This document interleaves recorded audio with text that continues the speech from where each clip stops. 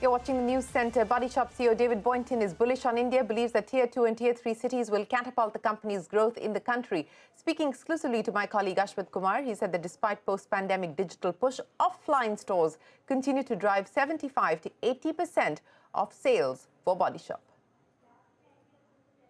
Right, a very good evening and welcome to a special broadcast. Joining me with me right now is Mr. David Boynton. He's the global CEO for the Bodyshop. Mr. Boynton, thank you so much for joining us. It's my pleasure. It's a pleasure having you here. From our conversation from just a moment back, you told us that the last time you were here in India was back in 2006, and now that you're here in 2022, a lot has passed in these 16 years. We've seen very many developments, more recently the pandemic as well. I'll come to that in a bit.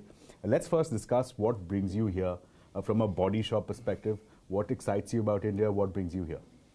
So, absolutely, and it's a great pleasure to be with you, and thank you for inviting me. So, very excited to be back in India for the first time in too long, I have to say. My career's taken me in different directions. I've been in Europe, I've been in the US, and it's been amazing for me coming back after all this time to see how much India has changed.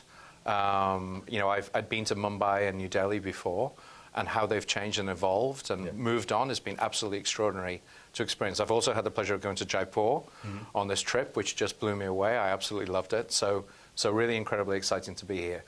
So slightly strange, really important market for the Bodyshop, and I've been at the Bodyshop now for 5 years. And with India being the #4 market, it might seem slightly strange that I've taken this long to get here. But the reason for that is the market's doing so well. It's our #4 market in the world. We believe it can become #2 behind the UK in the next 3 to 5 years. The team here is doing a brilliant job. And when I joined the Bodyshop, there was a lot to do. And one of the fires that I needed to put out was not in India. India was already doing great. So now it's not about coming here to solve a crisis. It's coming here to get closer to the team and figure out how we can partner together to make the Indian market even more successful for the Bodyshop.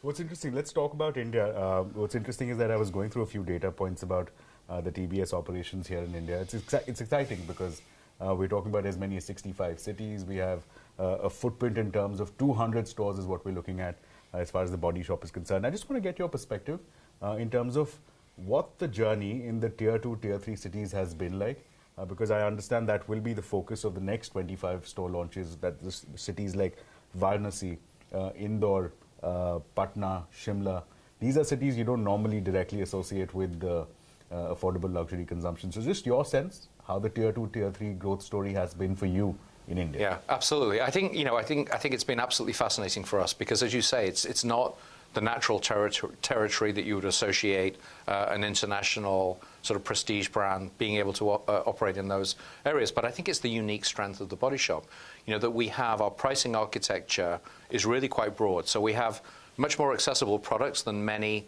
in our industry. You know, it's possible to come into our store and buy our high quality products for as little as 250 rupees.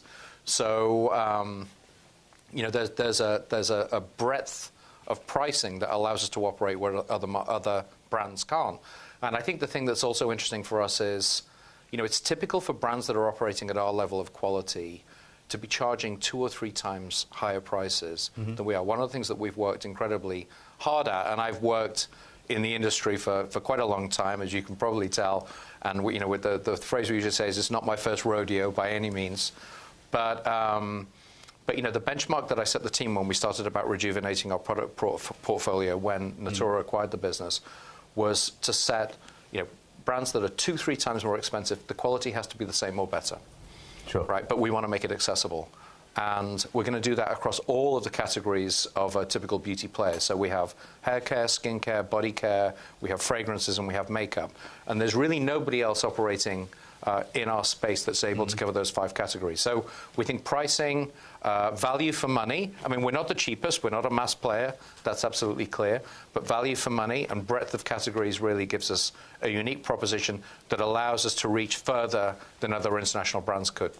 I think in part you've preempted my next question, but let me ask you that anyhow.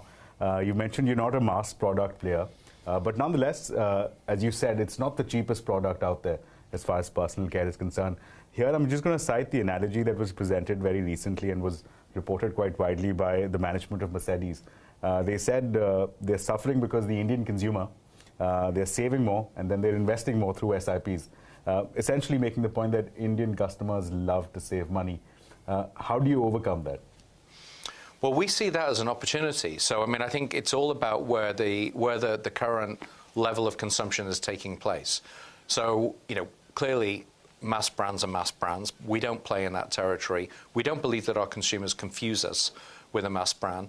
But when you look at some of the so-called luxury brands that we respect, of course, that are 2 or 3 times more expensive, then we think that's a fantastic opportunity for an Indian consumer. Because, look, our argument is to say, you've got a product which is very high quality, right, which is having a positive social impact and a positive environmental impact because of all the care of the programs we're putting in place around packaging and formulas.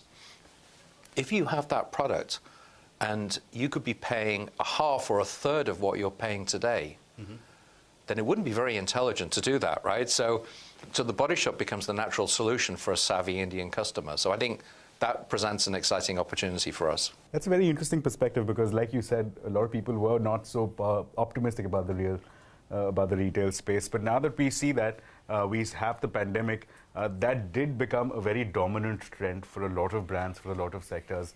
That to drive growth, you have to have a digital footprint. That's what's going to drive growth. What has been the journey for you? We see a very clear, determined push, like you said, for brick-and-mortar stores.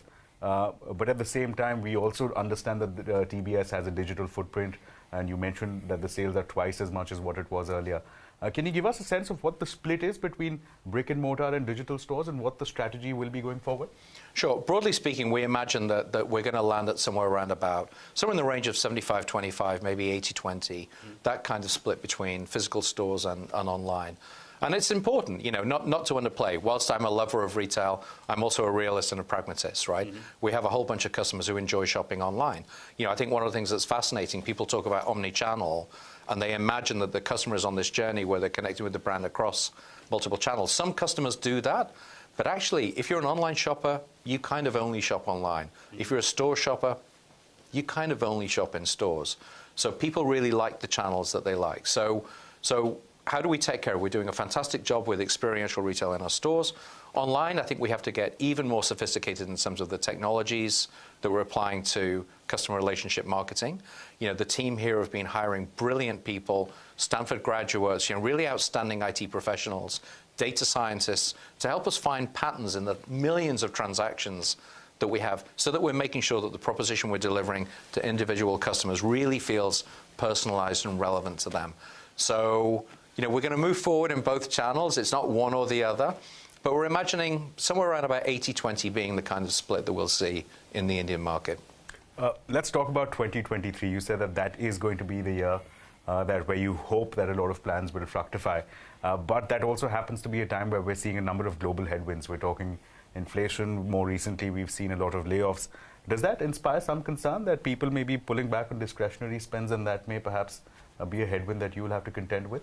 I think one of the things I've learned, absolutely. You pick up the newspapers, frankly, in any country in the world right now, and it's pretty depressing. There's not a bunch of good news out there.